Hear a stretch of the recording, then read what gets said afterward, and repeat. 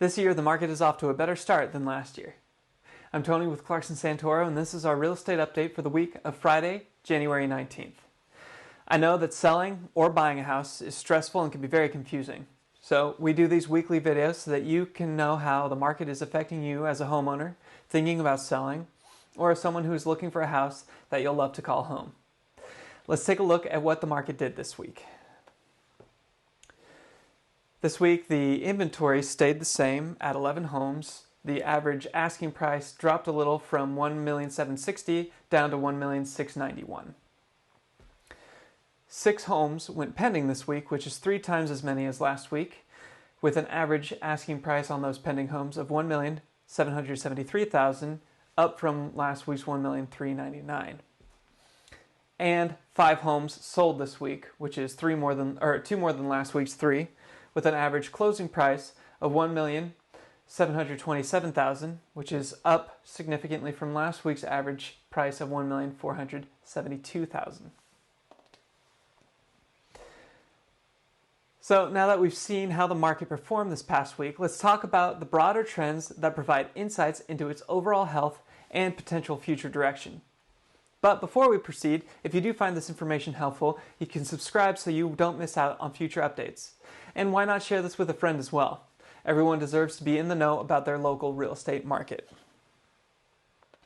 All right, let's take a closer look at those market indicators, shall we? Inventory remained the same this week from last week.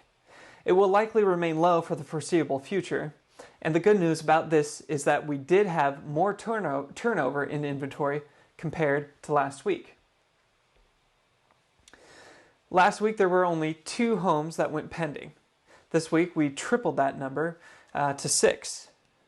Our overall monthly turnover rate came up slightly as well, from 74% to a more normal market of 82%. And with the weekly stats like this week, that turnover rate will likely be back above 100 in no time, which is where we sat for the majority of last year. The amount buyers are paying for the average home has returned to the over column this week. It isn't over by much, only about $3,000 on the average sale, which is less than 0.2%. What that really points to is that home values are holding. It's also much better a statistic when comparing to the beginning of last year, when we were well below the asking price, at nearly 4% below asking. The average sales price has come back up a little as well, up nearly $50,000. It's still sitting well below the average price from last year. Here we are, as opposed to last year's beginning and kind of where it stayed all year. But when you consider that the weeks pending and sold home averages are higher than the 30-day average that we're sitting at right now, we should see the 30-day average come up to be more in line with what we saw last year. The QQQ Fund continued its slow and steady upward trend this week. It's up 1.4% over the last week. And as you can see, it's been a very consistent and moderate growth over the past 3 months. The strength of the Silicon Valley tech market will always or almost always translate to consumer confidence in our local real estate market. And to end with more encouraging news, the interest rates stopped their slow and subtle uptick that we saw over the past couple of weeks. In fact, it's so subtle that it doesn't show on this 2-year average trend line. The national average of 30-year fixed mortgage rates came down 6 basis points from last week. So we're at 6.6 as opposed to the 6.66 that we saw last week.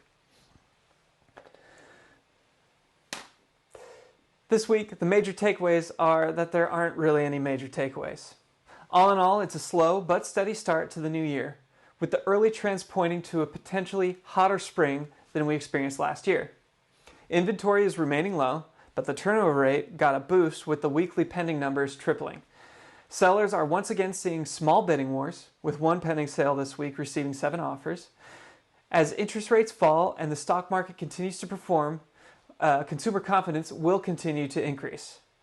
We will have to see if there will be enough sellers out there ready to pull the trigger and get those excited buyers some more inventory to choose from.